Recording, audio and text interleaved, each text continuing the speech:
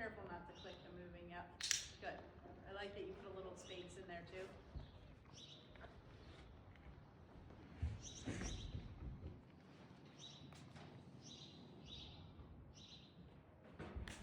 Okay, yep. Good. That was a good choice. And you guys see, kind of change her position, which helps. Whatever we have to do to help set her feet up for success, we want to.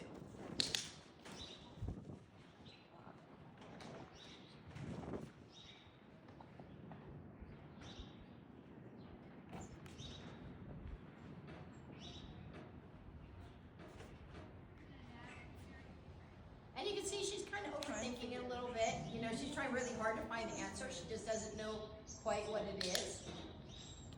So she's putting energy into trying to figure it out.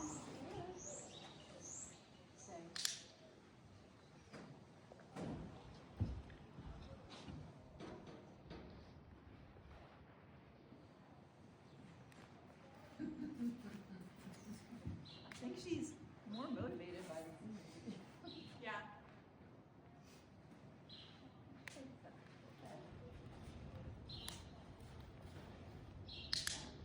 Good.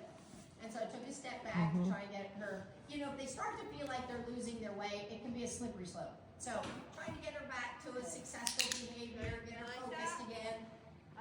And I think that might be somewhere to start with her before even touching her neck. It's just thinking about turning your body towards her.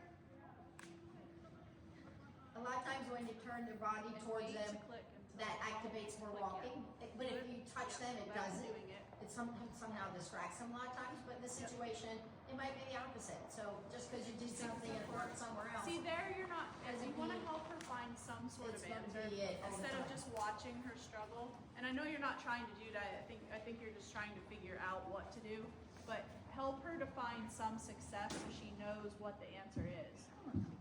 So in this case, if you have to take a little step forward, get back to it, that's fine.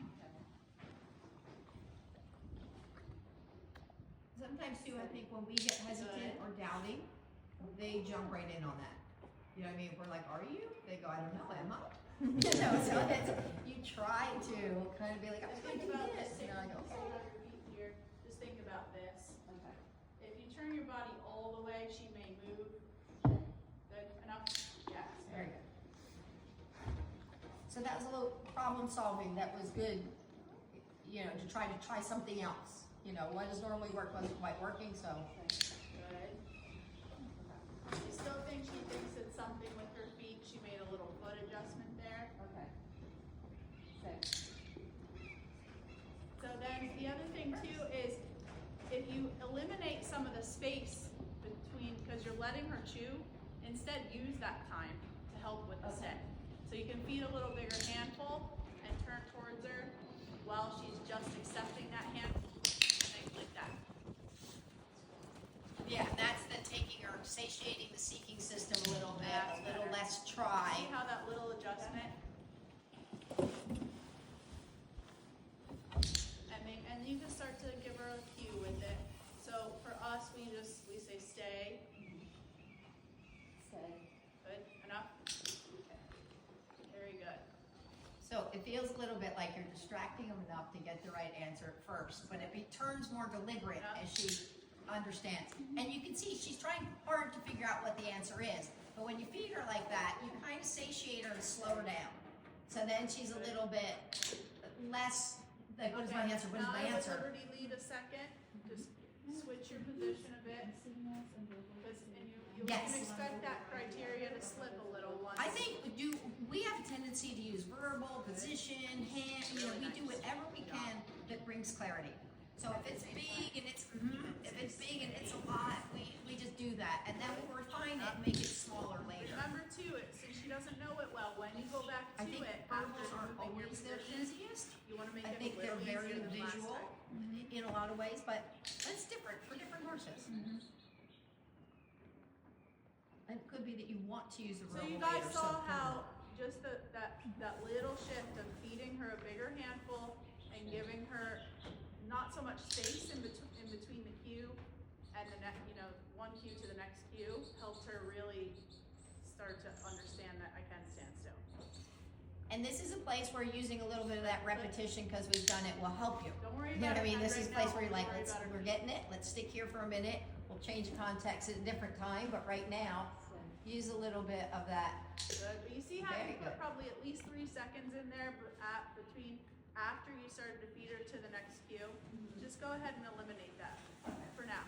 It's gonna help me. She's doing great, but it's gonna help her to just have clarity with it. And I told her right now she's focusing on her feet and not so much her head.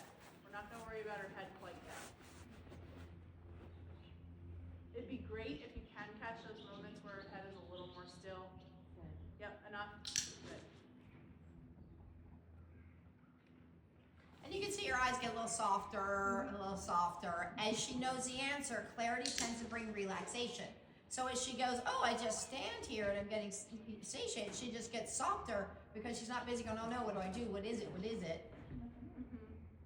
And keep in mind too, like when horses eat, it's a community behavior. You know, if a dog is going to eat, they're going out to hunt. Good job. I mean, except for in our houses. But you know, like as I say, a lion's going out to eat. They're going out to stalk, and it's a very high adrenalized thing eating because it's a hunting process. But with horses, they stand together and graze. It's part of their bonding and community. So eating tends to be a more relaxed behavior.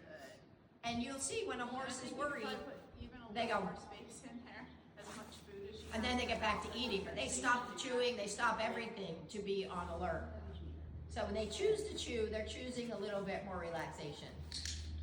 And you can help her for now by keeping your hands up in the, keeping that cue, your hands there, and say stay, and keep it there, just because it's so short, just in the beginning here. And good response, just to wait, not do anything, just go, okay, well, let's try again.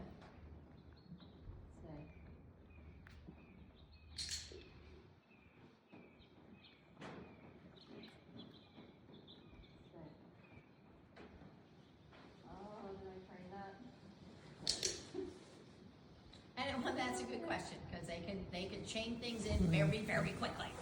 So